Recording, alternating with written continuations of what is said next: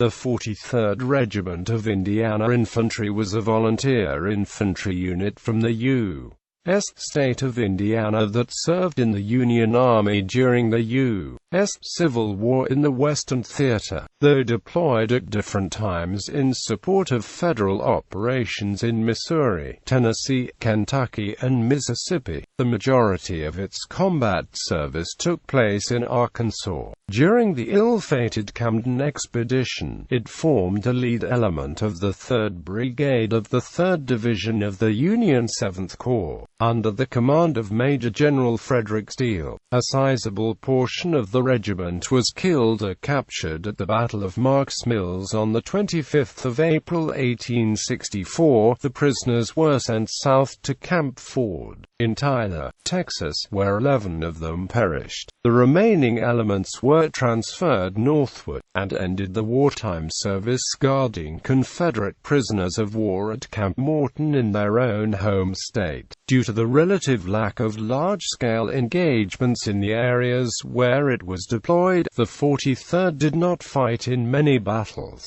nor did it suffer large combat losses during the war. A total of 2 officers and 41 enlisted men are recorded as having been killed or mortally wounded during the conflict, while 5 officers and 200 men perished due to disease. In addition, 121 were recorded as deserting, while 285 were unaccounted for. Initial organization. The 43rd Indiana was created on the 11th of September 1861 at Camp Vigo in Terre, Indiana by order of Governor Oliver P. Morton, who commissioned William E. McLean as lieutenant colonel of the regiment, with orders to organize it and prepare it for duty. 14 companies were raised, and George K. Steele of Rockville was appointed colonel. However, Steele's advanced age and physical infirmities led him to resign in January 1862, upon which McLean was promoted to colonel and given overall command of the regiment, which he would retain until the end of the war. The regiment was formally mustered in for federal service on the 27th of September 1861. Its original strength was 985 officers and men. These would be augmented over the next 4 years by 1154 recruits, with 165 veterans re-enlisting. 4 of the 14 initial companies were allotted to the newly formed 31st Indiana. The remaining units of the 43rd, together with the counties from which they were recruited, were Co. A from Clay County, Co. B from Putnam County, Co. C from Greene County, Co. D from Vigo County, Co. E from Sullivan County, Co. F from Lawrence County, Co. G from Clay, Vigo and other nearby counties, Co. H from Putnam County, Co. I from Vermilion County, and Co. K from Park County. According to Colonel McLean, the men who joined the 43rd were probably not Sabbath School or YMCA models, but nor were they the coarse combination of the fighting devil and the jolly, boisterous rowdy that he said were created by Miss Nancy novices after the war to sell the stories they wrote about it. He went on to describe the men of his regiment in these terms. The 43rd Regiment was composed principally of young men who had never seen a greater excitement than that afforded by a camp meeting, or a husking bee, whose wildest dissipation had been a horse race or a circus, who had never seen the glint of a gun barrel in a hostile land, nor thought of other slaughter than the game in the woods, or on the prairie. Private James Gilmour of Co. H, who would go on to a distinguished local legal career after the war, offers this portrait of the reckless disregard displayed by some of his regimental comrades, like soldiers of all ages, for the moral precepts taught in youth. I do not mean to say that soldiers, as a rule, were more immoral or less honest than at home, but the restraints of home influences being removed, the younger soldiers were prone to wander and to reconcile their consciences to the doing of things they would never have done at home. They were encouraged in this direction by the fact that conduct on the part of soldiers that would have been condemned in any community as extremely reprehensible was tolerated, overlooked, or winked at by officers and men. To their credit it may be said that with comparatively few exceptions, the wildest and most reckless soldiers, when discharged from the army at the end of the terms of enlistment, settled down and once more became quiet, honest, law-abiding citizens, thereby showing that they regarded their army experiences as a sort of hiatus in their lives, during which they were not answerable to the laws of civilized communities, but that whatever they might do as soldiers, like Rip Van Winkle's frequent last libations, wouldn't count. Early actions. On the 12th of October 1861, the 43rd Indiana left Camp Vigo for Spotsville, Kentucky, where it briefly joined Brigadier General Thomas Crittenden's 5th Division in the Army of the Ohio. While there, it guarded the locks on the Green River from local Confederate sympathizers but saw no combat. The 43rd was next transferred to then Brigadier General John Pope's new Army of the Mississippi, where it was brigaded with the 46th Indiana in the 2nd Brigade of Brigadier General John Palmer's 3rd Division. After briefly being assigned to the 2nd Division, it was present for the attack on New Madrid and the taking of Island No. 10. The regiment was part of a night march from New Madrid to Point Pleasant in New Madrid County, Missouri, with most of its soldiers detailed to drag a 32-pound Parrott gun, weighing about 4,200 pounds, as part of the siege operations to be conducted there. Veterans of the regiment would later credit this event with causing the premature physical decay of many of the very best men of the regiment. Following the capture of Island No. 10, the 2nd Brigade was ordered to cooperate with the Mississippi River Squadron of the Federal Navy, operating on the Mississippi River under the command of Flag Officer Andrew H. Foote in operations against Fort Pillow. They took up positions around the fort for 5 weeks, during which time not one weapon was fired in anger by either regiment, until the Confederates were compelled to evacuate on 3–5 June 1862. Occupation of Memphis.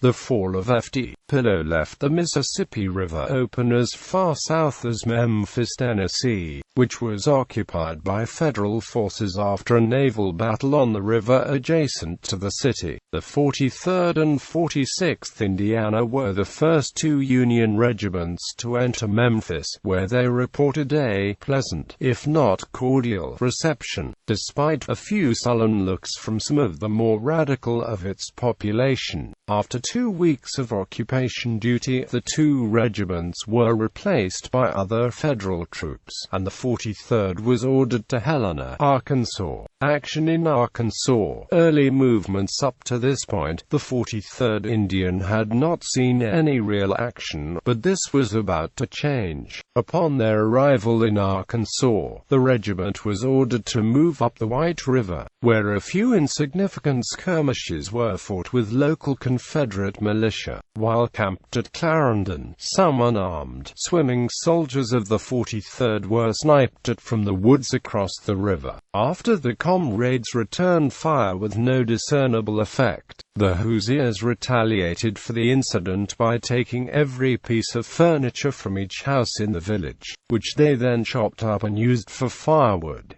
After joining Leonard Ross's abortive Yazoo Pass expedition in Mississippi in early 1863, the regiment returned to duty in Arkansas, where it would meet its first great test. Battle of Helena. Helena, Arkansas was a town on the Mississippi River that served as headquarters for the Federal Military District of Eastern Arkansas. Initially occupied by 20,000 Union troops and heavily fortified, the town's defenses were badly denuded when 4/5 of the garrison was reassigned to operations around Vicksburg, Mississippi. With only 4,000 Federal troops left to defend the city, Helena proved a tempting target for Confederate forces under Lieutenant General Theophilus H. Holmes. Holmes resolved to attack it, in part to relieve pressure on the vital Confederate stronghold of Vicksburg, and also to prevent the city from being used as a staging ground for any further incursions into Arkansas. With Colonel McLean having been promoted to command of the 1st Brigade in Brigadier General Frederick C. Salomon's 13th Division, command of the regiment during the battle passed to Lieutenant Colonel J.C. Major. Holmes launched his attack at daybreak on the 4th of July 1863, apparently unaware that Vicksburg was surrendering to Union General Ulysses Grant that same day. During the battle, the 43rd was stationed to the southwest of town, amidst the substantial fortifications of Hindman Hill, where it faced attacking troops of Brigadier General James F. Fagan's 2nd Brigade of Sterling Price's division. A misunderstanding of Holmes' orders caused Fagan to attack at first light, a full hour before the rest of his division became engaged. Felled trees prevented his artillery from coming up to support his attack, with the result that the Confederates were forced to advance into the face of murderous Federal rifle and cannon fire, including that of the 43rd. Despite this, Fagan's men managed to take the outer trenches, but were then stopped cold and forced to withdraw by 10:30 a.m. together with the remainder of the attacking force, leaving the Union in control of Helena. Casualties for the regiment totaled 3 killed and 6 wounded. Following the battle, the 43rd Indiana was mentioned in dispatches by the commanding general of all Federal forces at Helena, General Prentiss, for its very efficient service on the left wing of the center. Quote, in a speech given 4 days later, Col. McLean told his regiment, "The rebels came to get Helena, but succeeded in only getting hell." Capture of the 37th Arkansas Regiment, one of the Confederate regiments involved in Fagan's attack on Hindman Hill during the Battle of Helena, was the 37th Arkansas Infantry Regiment, which had previously been the 29th Arkansas. During the Confederate withdrawal, elements of the 43rd Indiana, together with elements of the 33rd Iowa and the 33rd Missouri, managed to capture nearly the entire 37th Arkansas. Lieutenant Colonel William H. Heath, commanding the 33rd Missouri, reported, about 9 a.m. a second attack was made upon Battery D by Fagan's brigade of Arkansas troops, 3 regiments strong, and said by prisoners to have acted under the personal direction of Lieutenant General Holmes. The battery was bravely supported by detachments from the 43rd Indiana under Major Norris, and the 33rd Iowa under Major Gibson. In spite, however, of the most determined resistance, Bell's regiment, with small portions of Hawthorne's and Brooks, succeeded in penetrating our outer line of rifle pits, and securing a position in a deep ravine to the left of the battery and below the range of its guns. The remainder of the brigade was broken and scattered by the terrific fire of our artillery in the works, and compelled to seek shelter in the woods out of range. Immediately upon the retreating, our riflemen from all 3 regiments in the pits closed in upon those of the enemy who were in the ravine, from all sides cutting off retreat. The reserve of the 43rd Indiana formed across the mouth of the ravine, and 2 Parrott guns of the 1st Missouri Battery, under Lieutenant O'Connell, were also brought to rake the enemy's position. Captain John G. Hudson, of the 33rd Missouri, commanding Battery D, then demanded the surrender of the entire force. The men at once threw down their arms, and Lieutenant Colonel Johnson, of Bell's regiment, made a formal surrender of his command, mustering 21 officers and between 300 and 400 men, with all their arms and 1 stand of colors. At about 10:30 a.m., the main body of the enemy had entirely drawn off from in front of our batteries and the firing ceased. This testimony was given by Lieutenant Colonel Cyrus H. Mackey, commanding the 33rd Iowa. At 8 a.m., they charged batteries D and C, bringing forward Generals Fagan's and Parsons' brigades. They succeeded in carrying Battery C, but not until they had many of the men and officers killed and wounded, but the superiority in numbers was so great that they completely overpowered our force at the battery. The 3 companies from my own regiment and 2 from the 33rd Missouri constituted the entire force at this battery. The men retired from the battery in the direction of Fort Curtis, about 250 yards. By this time we had completely routed the enemy in front of Battery D. They succeeded here only sufficiently to get possession of the extreme left of the rifle pits. Our force at this battery consisted of 6 companies of my own regiment, 6 of the 33rd Missouri, and 2 of the 43rd Indiana. I now withdrew companies I and K, and formed a new line with them, and companies A, F, D, and C, to the rear of Battery C 250 yards, which succeeded completely in stopping any further progress of the enemy. Finding themselves repulsed at all points, they commenced to fall back to the timber. Things at this battery remained in this condition for some time. Many of them, instead of falling back to the timber, took refuge in the woods around the battery, and kept up a desultory fire therefrom. Finding that the enemy was not going to attempt anything more in this direction, I withdrew the 2 companies I had brought here, and returned to the Little Rock Road, in front of Battery D. Arriving there, I ordered the whole force to charge forward on this road. The entire force advanced with a wall that carried everything before them, and in 10 minutes I had complete possession of the entire battleground on this road and obtained several hundred prisoners and 2 stand-off. Colors. Brigade Commander Col. Samuel A. Rice never credited any specific unit with the taking of the 37th Arkansas, but the captured colors were credited to his own regiment. Capture of Little Rock. Not long after the Battle of Helena, Major General Benjamin Prentiss, commanding the Union forces in Arkansas, was replaced by Major General Frederick Steele. His force was renamed the Army of Arkansas. Steele, a seasoned and competent officer who had acquitted himself well under General William T. Sherman's command on the Vicksburg campaign, immediately set out to capture the Arkansas state capital at Little Rock. Moving west, the Federal Army brushed aside Confederate resistance at the Battle of Bayou Fourche, and occupied Little Rock on the 10th of September 1863.